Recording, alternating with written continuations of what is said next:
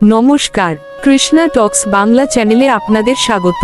আজকের আলোচনার শিরোনাম, কে ছিলে আমার বলো না তুমি। আমরা প্রায়ই অনুভব করি, জীবনে জাগতিক প্রাচুর্য থাকা সত্ত্বেও হৃদয়ের এক নিভৃত কোণে এক গভীর শূন্যতা বিরাজ করে।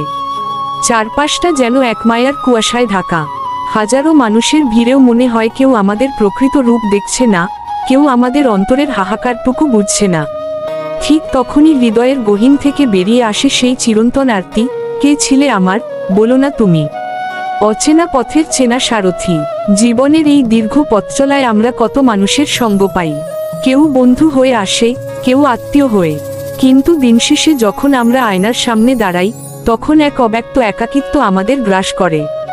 এই একাকিত্ব আসলে আমাদের আত্মার সেই আদি বন্ধুর জন্য হাহাকার, যাকে আমরা ভুলে গিয়েছি। তিনি আমাদের অচেনা পথের সেই চেনা সারথি, যিনি অনাদিকাল ধরে আমাদের সাথে আছেন, কিন্তু আমরা তাকে চিনতে পারছি না। স্মৃতির দর্পণে হারানো সম্পর্ক। আমরা যখন বলি, কে ছিলে আমার, তখন আসলে আমরা আমাদের অবচেতন মনের সেই হারানো স্মৃতির দর্পণে তাকাতে চাই। আধ্যাত্মিক মতে, প্রতিটি আত্মা পরমাত্মার অংশ। সৃষ্টির শুরুতে আমরা তারই ছিলাম। সেই আদি বিচ্ছেদের বেদনা আমাদের প্রতিটি জন্মের অতৃপ্তির মূল কারণ। জগতের কোনো বস্তু বা ব্যক্তি সেই অভাব পূরণ করতে পারে না, যা কেবল তার সান্নিধ্যেই সম্ভব। মায়ার আবরণ ও সত্যের অন্বেষণ। মায়ার এই সংসার আমাদের চোখে এক রঙিন চশমা পরিয়ে রেখেছে। এই চশমা দিয়ে আমরা যা দেখি, তাকেই সত্য বলে ভ্রম করি। কিন্তু এই মায়ার আবরণ যখনই একটু আলগা হয়, তখনই আমাদের মনে বৈরাগ্যের উদয় হয়। আমরা প্রশ্ন করতে শুরু করি, আমি কে, আমার প্রকৃত আপনকে। এই অন্বেষণই হলো সত্যের পথে প্রথম পদক্ষেপ। অন্তরাত্মার মৌন সংলাপ। আমাদের অন্তরাত্মা প্রতিনিয়ত পরমাত্মার সাথে এক মৌন সংলাপে লিপ্ত থাকে। আমরা যখন প্রার্থনা করি, তখন আসলে আমরা সেই হারানো সংযোগটি পুনরুদ্ধার করার চেষ্টা করি। কে ছিলে আমার, এই আকুতি আসলে কোনো পার্থিব মানুষের প্রতি নয়, বরং সেই পরম সত্তার প্রতি এক করুণ নিবেদন, যিনি আমাদের অন্তরের প্রতিটি স্পন্দন অনুভব করেন। জাগতিক মোহের ঊর্ধ্বে শাশ্বত প্রেম। জগতের প্রেম নশ্বর এবং শর্তসাপেক্ষ, কিন্তু ভগবানের প্রেম অহৈতুকী এবং শাশ্বত। তিনি আমাদের দোষ ত্রুটি সব জেনেও আমাদের ভালোবাসেন।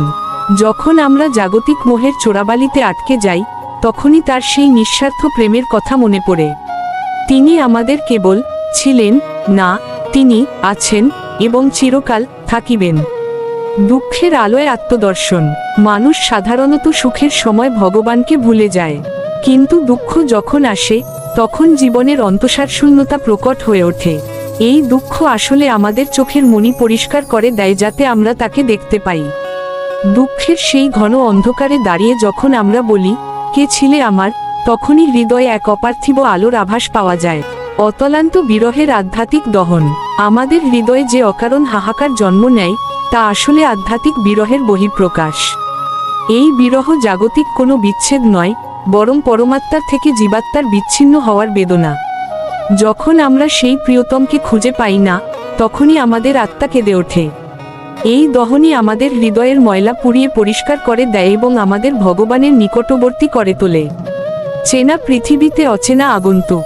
মাঝে মাঝে আপনজনদের মাঝে বসেও নিজেকে বড্ড একা মনে হয়। মনে হয় এই পৃথিবী, এই ঘর বাড়ি আমার আসল ঠিকানা নয়। এই যে নিজেকে আগন্তুক মনে হওয়া, এটি আধ্যাত্মিক চেতনার উন্মেষ। আমরা এই মায়ার জগতে কেবল কিছুদিনের জন্য এসেছি, আমাদের প্রকৃত ধাম হলো তার চরণে। তাই এই একাকিত্ব আসলে আমাদের ঘরমুখ হওয়ার সংকেত। প্রকৃতির প্রতিটি স্পন্দনে তার উত্তর। যখন আমরা প্রশ্ন করি, কে ছিলে আমার, তখন প্রকৃতিও যেন তার পাতায় পাতায়, বাতাসের হিল্লোলে সেই উত্তর দিয়ে যায়। ভোরের সূর্যোদয় থেকে শুরু করে রাতের তারা, সবই তার অস্তিত্বের জানান দেয়। আমরা মায়ার ঘোরে অন্ধ বলে তার হাতের ছোঁয়া অনুভব করতে পারি না, অথচ তিনি প্রকৃতির প্রতিটি ধূলিকণায় আমাদের জন্য তার প্রেমের স্বাক্ষর রেখে গিয়েছেন। অতীত জন্মের বিস্মৃত সখ্যতা। শ্রীকৃষ্ণ গীতায় বলেছেন, আমাদের অনেক জন্ম অতিবাহিত হয়েছে। সেই অসংখ্য জন্মের কোনো এক পর্যায়ে আমরা হয়তো তার পরম ভক্ত বা সখা ছিলাম। মায়ার প্রভাবে সেই স্মৃতি আমরা হারিয়ে ফেলেছি, কিন্তু আত্মার গভীরে সেই সখ্যতার রেশটুকু আজও রয়ে গিয়েছে। তাই কোনো কারণ ছাড়াই যখন তার জন্য মন কাঁদে, বুঝতে হবে তা সেই প্রাচীন স্মৃতিরই এক আকুল ডাক।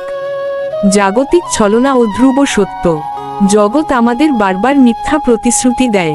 সম্পদ, পদমর্যাদা বা পার্থিব ভালোবাসা সবই এক সময় আমাদের ছেড়ে চলে যায়। এই ছলনা যখন আমাদের হৃদয় ভেঙে দেয়, তখনই আমরা সত্যের সন্ধান করি। সেই ভগ্ন হৃদয়েই শ্রীকৃষ্ণ তার আসন পাতেন। তিনি আমাদের বুঝিয়ে দেন যে জগতের সব না পাওয়া আসলে তাকে পাওয়ার এক অনন্য সুযোগ। শান্ত সমাহিত চিত্তের অন্তিম জিজ্ঞাসা। যখন মানুষের জীবনের সন্ধ্যা ঘনিয়ে আসে, তখন সব কোলাহল শান্ত হয়ে যায়। সেই শান্ত মুহূর্তে মন কেবল একটাই উত্তর খোঁজে, এই দীর্ঘ যাত্রায় আমার সাথে শেষ পর্যন্ত কে আছে? উত্তর আসে, আমি ছিলাম, আমি আছি এবং আমিই থাকব। এই উপলব্ধি মানুষকে মৃত্যুর ভয় থেকে মুক্তি দিয়ে অমরত্বের স্বাদ এনে দেয়। সংসার সমুদ্রের ধ্রুবতারা। সংসার এক উত্তাল সমুদ্র, যেখানে আমরা পথ হারিয়ে ফেলি। কাম, ক্রোধ আর লোভের ঢেউ আমাদের দিশেহারা করে দেয়। সেই অন্ধকারে কে ছিলে আমার, এই আরতিটি ধ্রুবতারা হয়ে আমাদের পথ দেখায়। আমরা বুঝতে পারি, এই ঝড়ের মাঝেও কেউ একজন আমাদের নৌকার হাল ধরে আছেন, যিনি আমাদের কোনোদিন ডুবতে দেবেন না। মৌন ভক্তির অলৌকিক টান। সব সময় উচ্চস্বরে নাম সংকীর্তন বা পূজা করলেই তাকে পাওয়া যায় না। কখনো কখনো গভীর নীরবতায়, হৃদয়ের কোণে যখন কোনো শব্দ থাকে না, তখন তার টান অনুভব করা যায়। এই মৌন ভক্তিই হলো সবচেয়ে শক্তিশালী। যখন ভাষা শেষ হয়ে যায়, তখন থেকেই তার সাথে আমাদের প্রকৃত কথোপকথন শুরু হয়। ভ্রান্তি বিনাশে জ্ঞানের আলোকপাত। মায়া আমাদের এমনভাবে ঘিরে রাখে যে আমরা দেহকেই আত্মা বলে মনে করি। শ্রীকৃষ্ণ তার দিব্য জ্ঞানের মাধ্যমে আমাদের এই ভ্রান্তি দূর করেন। তিনি দেখান যে শরীর নশ্বর, কিন্তু আমাদের সাথে তার যে সম্পর্ক, তা অবিনশ্বর।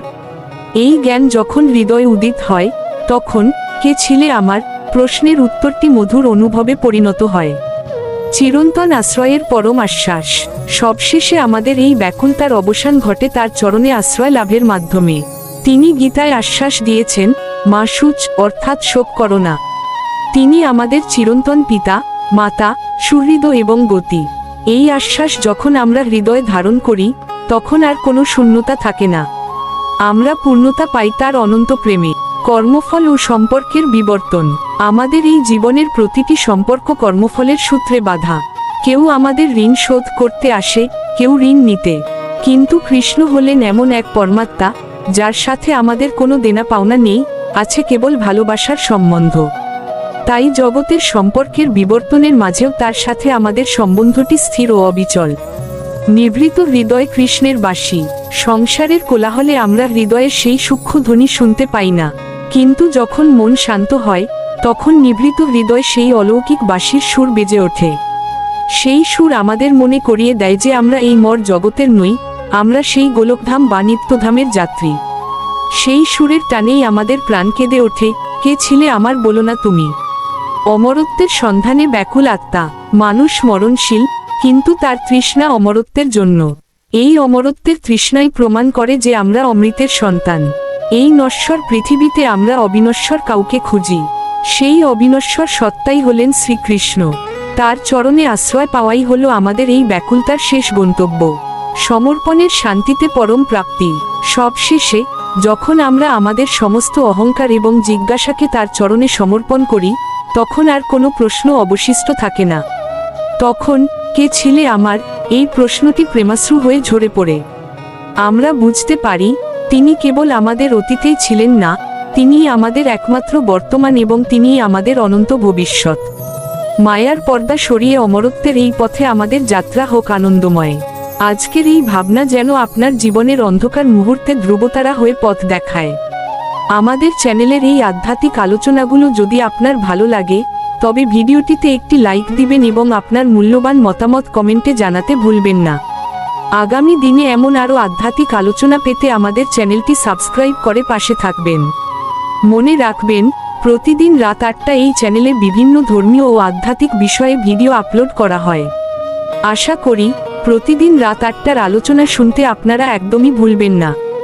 সবাই ভালো থাকুন, সুস্থ থাকুন। হরে কৃষ্ণ। শ্রী মিলন দেবনাথ।